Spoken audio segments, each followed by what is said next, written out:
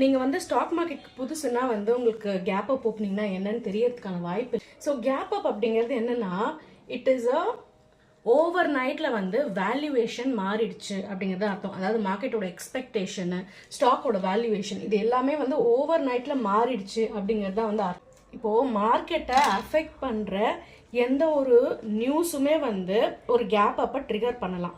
So for example ரிசல்ட்டாக இருக்கலாம். Market நேற்று close ஆனதுக்கு அப்புறமா அவங்களுடைய ரிசல்ட் அனௌன்ஸ் பண்ணியிருக்காங்கன்னா அதோடைய ஒரு இம்பேக்ட் வந்து நெக்ஸ்ட் டே மார்க்கெட் ஓப்பன் ஆகும்போது நம்மளால கவனிக்க முடியும். ஸோ நெக்ஸ்ட் டே வந்து கேப் அப் இருக்கிறதுக்கான வாய்ப்பு பார்க்கலாம். இன்னைக்கு வந்து கேப் அப் ஆயிருக்கிறது it is a response to what is happening globally.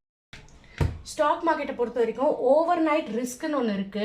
அந்த ஓவர் நைட் ரிஸ்க்கு தான் வந்து எல்லாருமே ரொம்ப ரொம்ப பயப்படுவாங்க. இந்த ஓவர் நைட் ரிஸ்க்னா என்னன்னா, இப்போ நம்ம எக்ஸ்பீரியன்ஸ் பண்றோம் பார்த்தீங்களா, கேப் அப், இதுதான் வந்து ஓவர் நைட் ரிஸ்க். ஓவர் நைட்ல மார்க்கெட்ல என்ன ஆகும்னு யாராலையுமே சொல்ல முடியாது.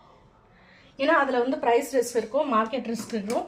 இந்த ரிஸ்க் எல்லாம் வந்து நம்ம ஃபேஸ் பண்ணுறது தான் வந்து ஓவர் நைட் பொசிஷன்ஸ். அதனால தான் நிறைய பேர் வந்து மார்க்கெட்டில் ஓவர் நைட் பொசிஷன்ஸ் எடுக்க பயப்படுவாங்க.